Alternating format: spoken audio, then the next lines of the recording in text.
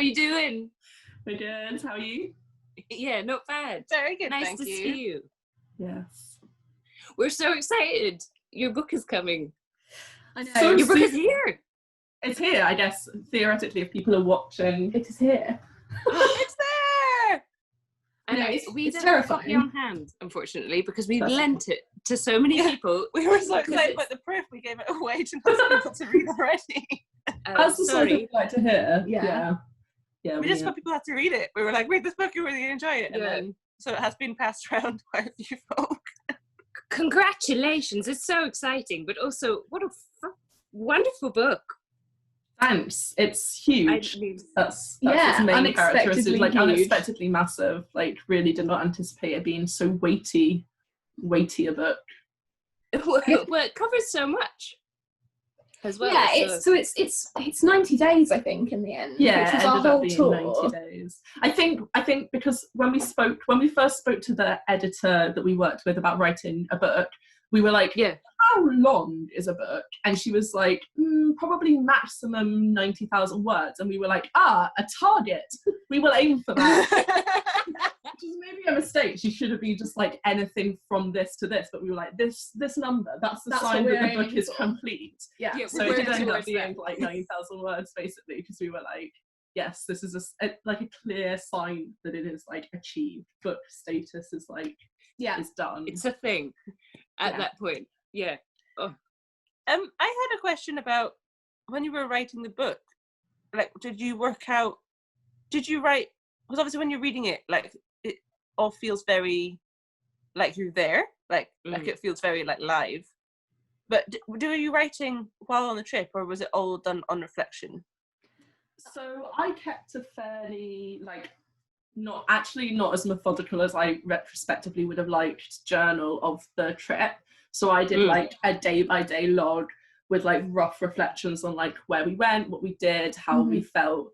And then a lot of it was actually very useful in some ways, having both gone on the tour, because we could recollect things that the other person couldn't, and then we could sort of, as soon as we started talking about something, the other one would be like, oh yes, I remember this, and I remember this particular detail, and then it was sort of coming together as a picture, which made it easier, I think, than if one of us was just trying to remember it by ourselves. Yeah, there were certainly days where I was just like furious at past Lily, who was literally just like, cycled somewhere, ate a sandwich, it was delicious, now asleep. And I was like, none of this is useful information for trying to like tell this story to someone else in a way that's like vaguely interesting. Yeah, so, we did end up doing a lot of, there were a couple of days where we just couldn't remember what happened. We were really struggling with the information we had in the journal, and so you'd end up getting onto Google Maps and searching for the area, and then it would come back to you as soon as you saw the route. So, and scrolling pictures as well. And we scrolling took quite a lot of pictures, pictures, so Oh yeah, of course.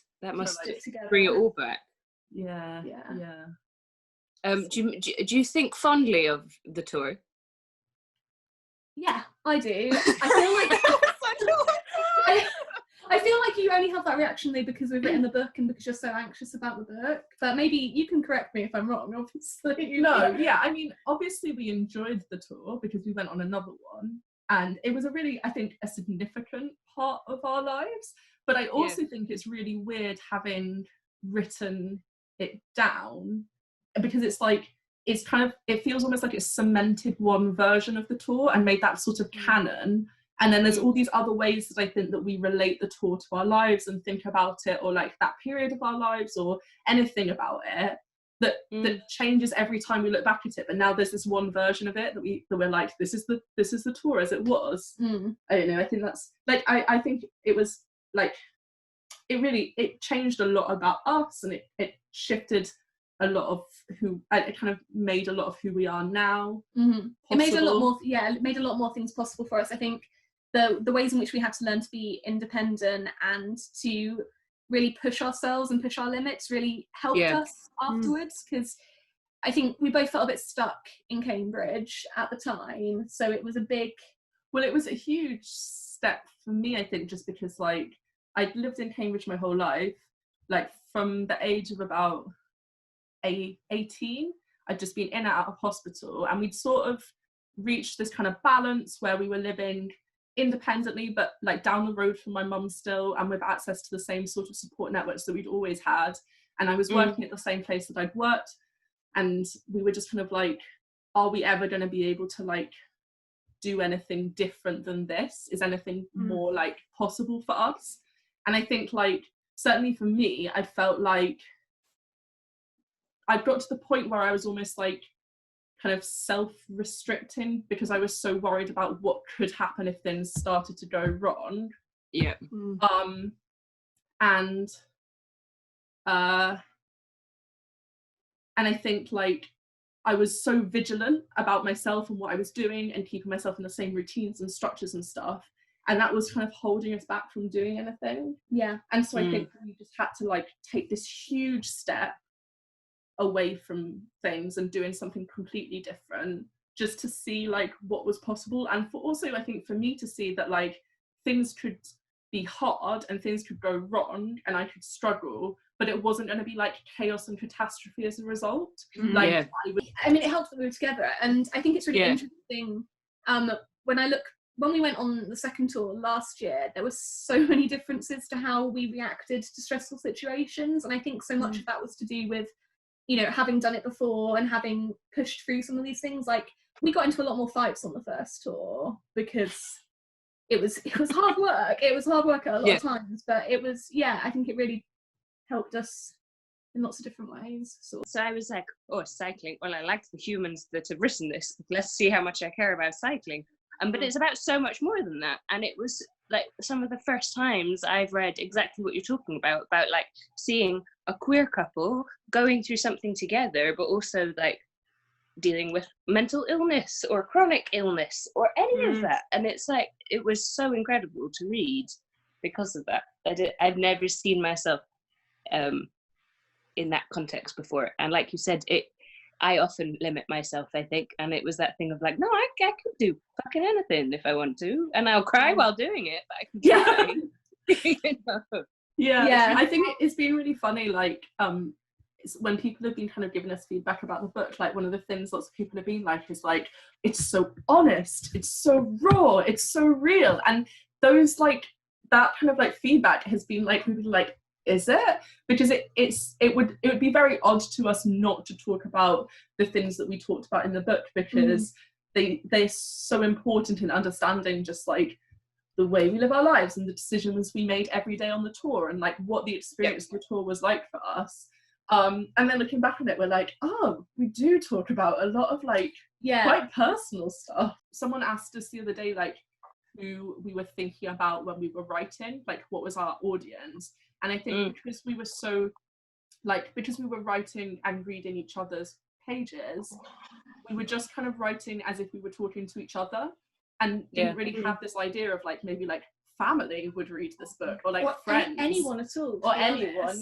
And so there was this kind of sudden realization, I think it must have been a few months ago when we started sending out the review copies, and this podcast that we really like posted just one of the paragraphs from the introduction, and I called Abby from work and I was like, people are reading the book.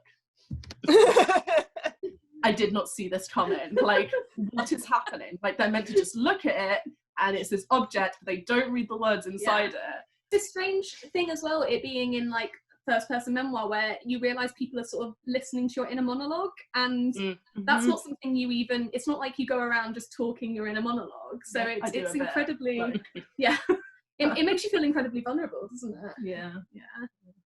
No, I bet. But also I think because you can really feel that you're writing to each other almost, or for each other, that's where the authenticity comes from as well. Like it's not that you've picked a demographic out there to write for or anything like that. It's just I'm a huge fan. It's so good.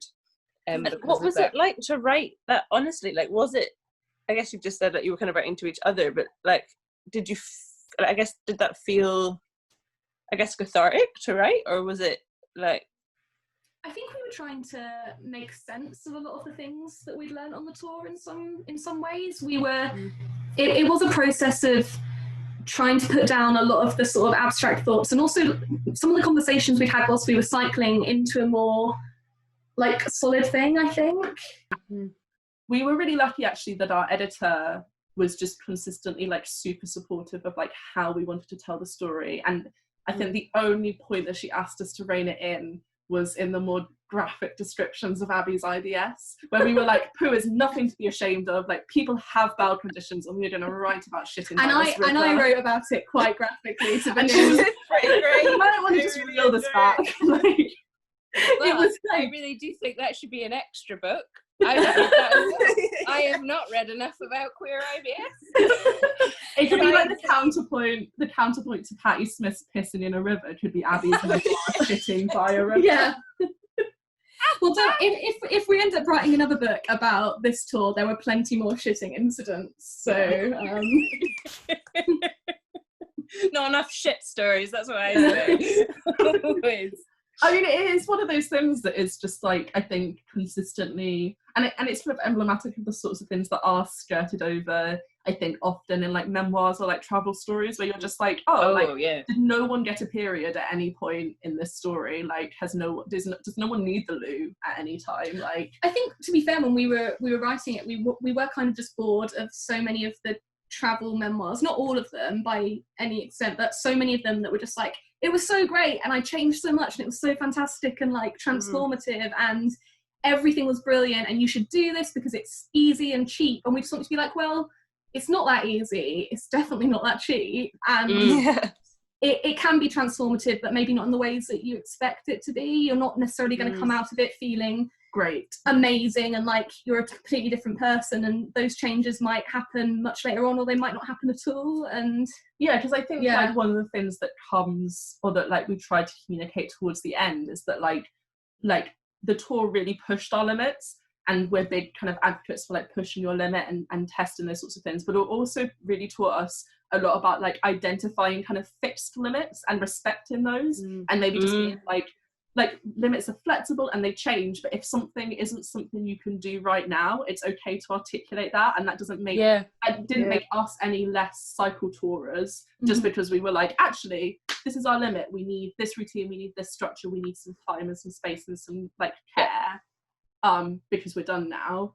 Like, and that, you know, where we got the next tour last year was like further, but that still reached a point where we were like, oh look, our limits again, cool, let's acknowledge and respect.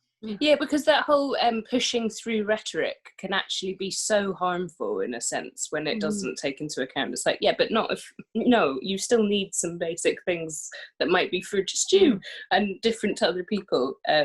Yeah, that's wonderful. Like being challenging, but still like it's important to know what you need as well in order to do that. And do you think, like, I guess, is your hope that more people try cycle touring, or is it just to share the experience of like your cycle tour? That makes sense. I think it's kind of like a mix of the two. I think we wanted to address maybe some of the like information barriers there were to people trying cycle touring, because I think so much that's written about cycle touring focuses on things like what gear you should buy, like what bike you should have, like how you should train, and maybe doesn't talk about like things about like accessibility or safety, or like the ways that you can like build up to things like wild camping without the expectation that you're going to go into it and be like confident to do it. I think I've whittled a shelter. The best reviews or the best comments we've had on the book so far are people who have written to us and said, I loved it and it's got me back on my bike. And I think for me that's like the most, it's amazing to have inspired literally anyone to get back on their bike, because for me, I didn't cycle from maybe the age of like 15 to 22 because I just sort of decided it wasn't for me and I wasn't going to do it anymore, and I didn't want people to see my body in motion, and that was kind of it. And I started cycling again when I got to Cambridge and realised it was a really good way of commuting, and Lily really helped me learn how to do it again and learn how to cycle on a road, which I've never done before. And it's just been completely freeing and obviously opened up this whole world of travelling for me. So the fact that someone might get a bit of enjoyment out of, you know, getting on a bike and going on a cycle path is like a big deal for me. I love that.